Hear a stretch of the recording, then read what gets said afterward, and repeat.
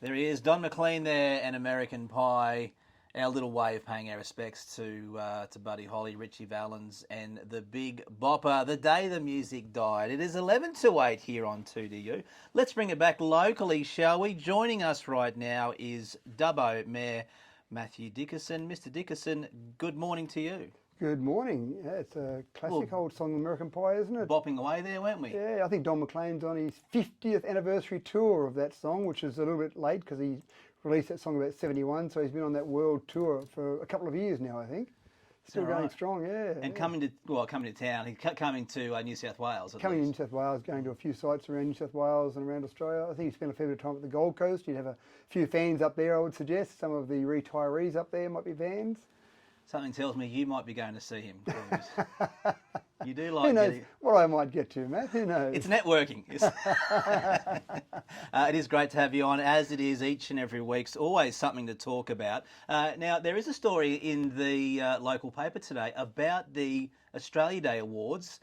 Interestingly, I mean, let's face it, the people that win these awards deserve them. They do some remarkable things in the community.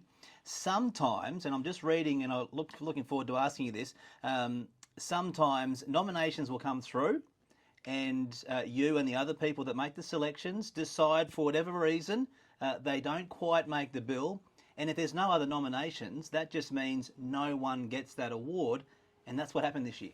Well, the really important thing, Matt, is to realise that when you do win one of the Australia Day Awards, they're not something that you pull out of a cereal package in the morning. They're a significant award, and we treat them very seriously, and we want to make sure that people that win them are very deserving winners. Now, we don't talk about how many nominations we get for any individual category, because again, imagine if you won an award and then you found out there was only one nomination, and you think, oh, gee, so I got it because no one else nominated. No one else showed up. That's right. And it's not like that. So even if there's only one nomination in a category, even if there's only a few nominations in a category, we still go through that, and the committee, there's a group of people that are local people in the community who know the community very well, and we go through those nomination forms as well. If only we had that in local government, Mr. Mayor. Maybe. But they go through those nominations, and it's a very serious process for that committee, and they take it very seriously. And again, there are times, and in my time when I've sat on those committees over a number of years, there have been times when we've said, no, there's no one. There might be no nominations in the category, or there might be no one in that category that we think has done enough to be deserving of a particular award. Now, again, the person nominated often doesn't know they've been nominated. A friend nominates them, so it's not like a slap in the face to say, sorry, you weren't good enough, or we don't send them a letter and say, congratulations on being nominated, Matt Collins, but you didn't cut the grade, so I'm sorry about that.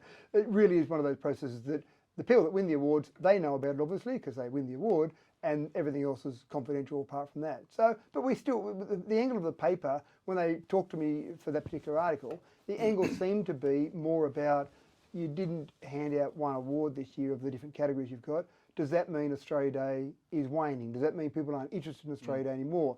But when we look back at the number of nominations we get overall, if that's how you judge it, I'm not sure if that's the best way to judge it, we still get 25, 30 nominations each year, and that's been fairly consistent, and I haven't gone back forever. But is that across all the different categories? Just across the different categories, yeah. So you might get, for some categories you might get 6 or 7, some you might get 2 or 3, but the reality is it can happen if people take the time to put a nomination in. Well, can we talk about that? What is the nomination process? Can I nominate myself? I don't mean me specifically, but someone wants to know if that how it works. Yeah. And also, is it a bit time consuming? Is it a bit confusing? Is that why people aren't in some categories putting people forward? Well, it probably can be a bit time consuming because we do ask for information. If we get a nomination for Matt Collins and it says, look, Matt Collins should be Citizen of the Year, he's a pretty good bloke, then you're probably not going to get the Guernsey. So what we do say is we say to people, please put as much information, because when we sit around in that judging committee, we've read them before we sit there, but when we go through them, we're comparing these various people, and you need to make sure that you put as much information about that person in as possible so that they can be fairly judged against everyone else. So it does take a little bit of time. I don't think it's an overly complicated process. You can do it in good old-fashioned paper format. You can do it online. There's a form that is on the website. We advertise that. Usually early December we start advertising that. Might even be late November.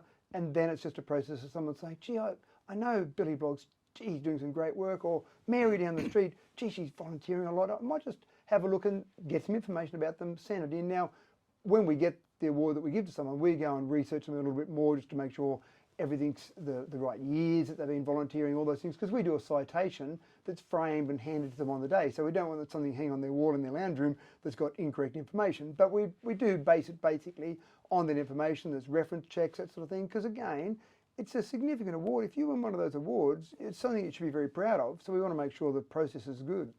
Exactly. And just on that, it seems to me, just reading that story earlier, it's the young citizens and maybe the sports people where the nominations are lacking. Is that fair to say? No, probably the young citizen of the year this time around was probably not as strong in terms of the number of nominations as we would normally like to see. Some years we've seen a few nominations, but the sports people typically, they've been pretty strong. One of the things that we think we have to do a debrief each year, and one of the things that I think we might change with the sports person of the year next year, and again, this is a lot of steps to go through, council resolution, etc., but the cut-off for that young sports person to senior sports person is the age of 25. And a lot of people are in their absolute peak in sport in their early 20s. So we did wonder when we're going through the judging process this year whether maybe that should be dropped, that age of a cut-off between the young sports person and the sports person of the year. Because again, you look at the Olympics, you look at the swimmers that might be the Olympics, they're all 18, 19, 20, early 20s. So by 25 in some sports, you might have reached your peak. Oh, they're dinosaurs. Dinosaurs, at 25. right. What are you still doing in this sport? So that might be something. But again, you look at that, you do a debrief each year, you fine-tune those things. So that sort of thing. But again, I think we had some pretty good nominations in various sports categories. In fact, I remember sitting on the committee for the young sports person in particular.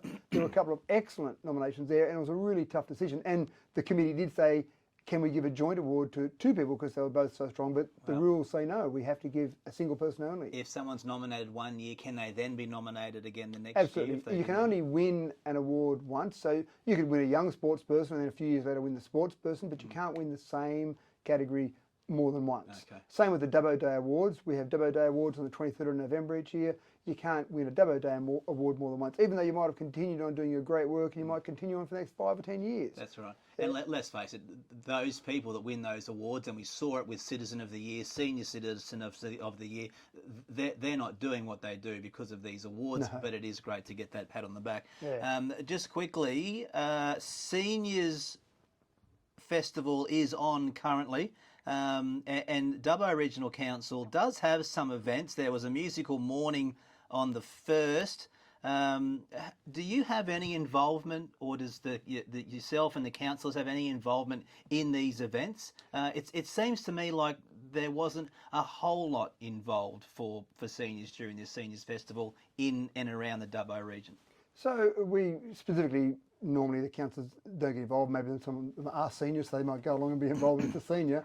Normally, from my perspective, there'll be a seniors event, one or two during the time frame that it's on, where I might normally go and do some poetry for them because the seniors love poetry and I like doing poetry, so why not go and do that? You might welcome them to an event, that type of thing, but usually our staff are doing great work in organising all these events, and it would be impossible for councillors to get to the variety of events. And I haven't got the full list there in front of you, you've got it sitting there in front of you there, but just there's a whole range of events on.